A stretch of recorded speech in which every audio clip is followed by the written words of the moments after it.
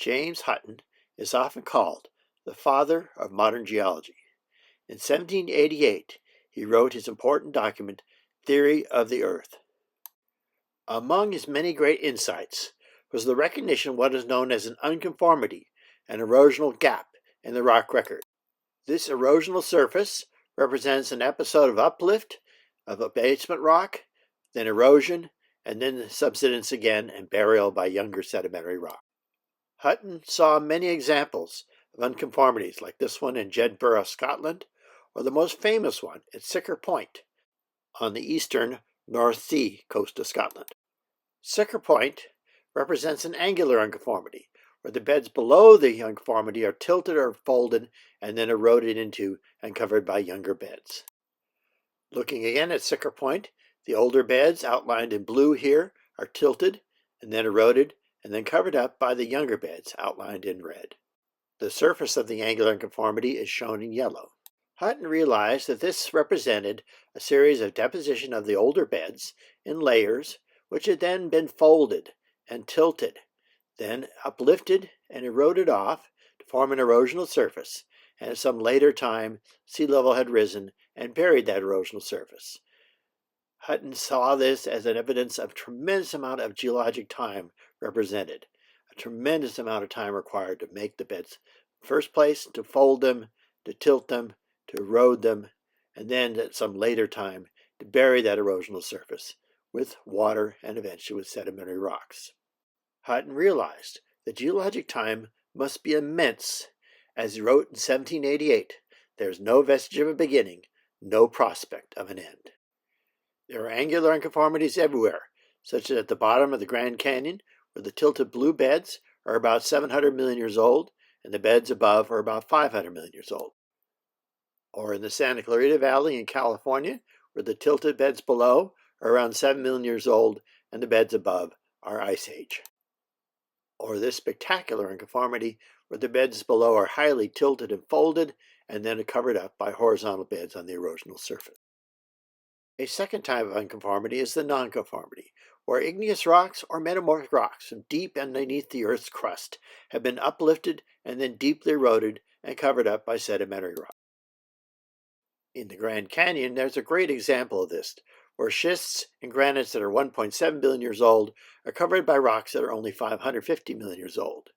They show up as a sharp break in the rock record between them, and it's often known as the Great Unconformity because about 1.3 billion years of time is missing between the lower rocks and the sequence in the upper rocks. Here I am pointing to it at Blacktail Creek. All of that missing time is shown by the black areas on the diagram on the right, punctuated by small intervals which are represented by rocks at the Grand Canyon. To a geologist, the key thing to look for is layered rocks sitting on top of crystalline rocks, such as granites or gneisses. The layering on the top and the crumbly texture of the rocks below usually gives away that it's a nonconformity. A nonconformity is formed when igneous rocks cool from a molten state, or metamorphic rocks formed deep in Earth's crust have been eroded deeply, then covered over by layers of sediment after the deeply eroded mountain belts are uplifted and eroded again. You can often spot a nonconformity when pebbles and cobbles of the basement rock are included in the base of the rocks that are deposited on top of the erosional surface. A third type of unconformity is known as a disconformity, where a layered sequence of rocks has been uplifted and eroded and deeply channeled into, and then covered over by another layered sequence of rocks, so they are parallel to one another.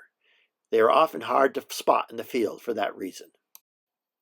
The clearest evidence for it is when there is a deep channel carved into the lower sequence and a different color or a different type of rock filling up that channel.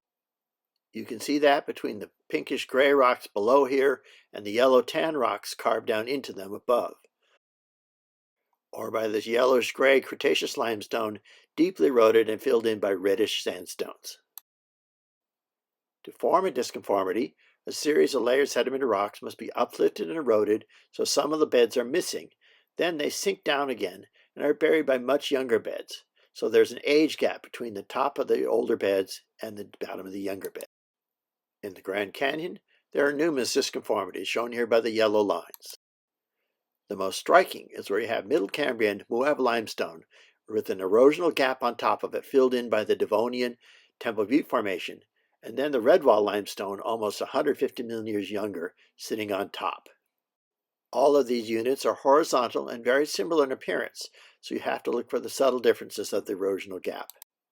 In fact, the layered sequence at the top half of the Grand Canyon, which is often touted as a continuous record of geologic history, is in fact very incomplete, with 150 million years missing and less than 140 million years of rock represented. These insights were pointed out by the brilliant Derek Ager, who wrote in a book in 1972 on the nature of the stratigraphical record about the importance of unconformities.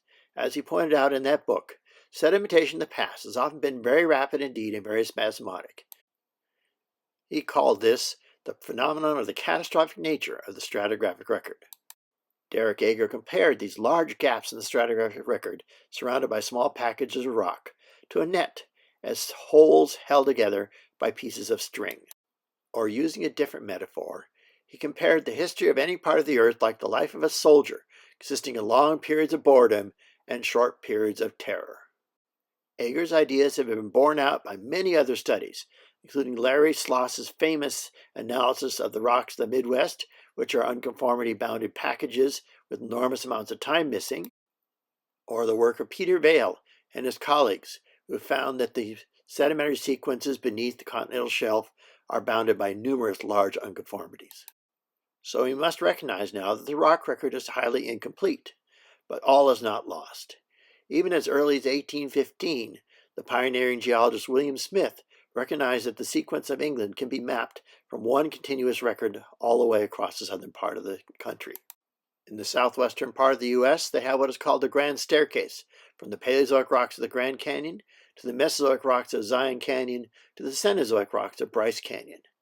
These are almost continuous across a huge area, showing that the superpositional order of all these rocks is not a fantasy, but actually can be seen in person. Here, for example, standing on the Permian limestones that cap the Grand Canyon, you look off to the north and see the lower Jurassic Vermilion cliffs and white cliffs of the Navajo sandstone. Or standing on the white rocks of the Navajo sandstone, you look across to the north to the Somerville Group in gray, and then the gray shales of the Cretaceous Mancos Formation, capped by the Mesa Verde sandstone. Or here, standing once again on the white cliffs of the lower Jurassic, in the far distance we can see the Eocene cliffs of Bryce Canyon, which are only 40 million years old. We have learned that the stratigraphic record is not as complete as we would like it to be, but it provides a continuous sequence of rocks, and correlated over large enough areas, almost all the gaps can be filled in, and we can see the totality of geologic history.